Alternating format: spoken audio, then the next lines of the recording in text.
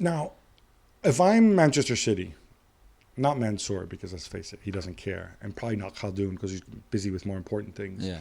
But if I'm Ferran Soriano, or even Chiqui, do I take Pep aside and say, Pep, at the start of the season, we had a certain number of senior pros in the squad, and we were happy with the squad. Okay, we said this is what we need. We tried to get Kane, he didn't come.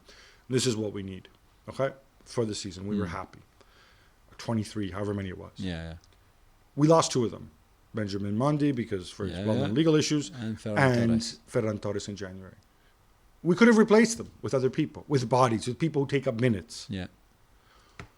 What changed your mind about the size of the squad? And I'm not bringing this up, unlike what Ali Moreno said last night on the show, like, oh, it's not your excuse in this game. It's not a lack of depth. Yeah, that's fine. I'm not saying this. I'm talking about planning the season. Because the reality is now, you could finish the season empty-handed. Yeah. Right?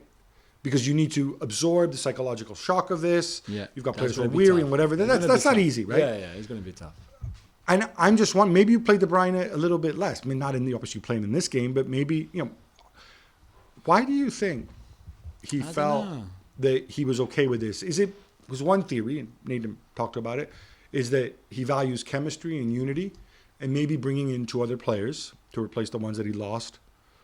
Maybe he wasn't comfortable handling that, managing that situation. Maybe.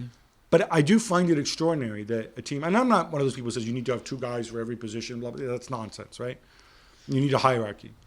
Yeah. But a couple guys to take minutes off, I agree to take, with you. Whether it's a big lump late in the game rather than sending Laporte down. I know hindsight's always 20/20, but I wonder, what is it, when you thought you needed X number of players, and then for reasons beyond your control, you're 2 players down, why not bring in those 2 players? What changes your mind and say, oh, well, I don't need these guys at all? I don't know. Maybe they tried to get rid of them in the summer and couldn't, so it didn't change anything because they said, okay, we have him now at the start of the season, but fine, but they're going to replace them if they got rid of them in the summer, right? And then they didn't replace them in January. But you can't factor the injuries that can happen in a season. So in January, when everybody was fit, he said, you know what, this is enough. We don't need more. We can play Ake at left back. We've got, we can do this, we can do that. There's a lot you could do, and then you end up with a half-fit John Stones playing right back in the first leg, and then he falls apart. But you don't know he's going to get injured at that time. Then, so what? Well, you knew it was highly likely. You signed 2 more players, and you get no injuries between January and the end of the season, which is possible. So you have 2 more players who replace them and 2 guys. Nothing.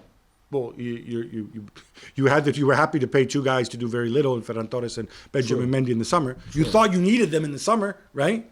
Yeah, I guess that whatever. I'm not saying it's. I think it comes into it. Maybe. All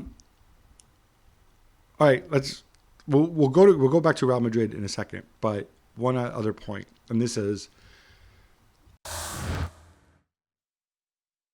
Well, thank you very much for watching ESPN on YouTube. For more sports highlights and analysis, be sure to download the ESPN app. And for live streaming, premium content, and let's not forget as well, ESPN FC 7 days a week. Subscribe to ESPN Plus.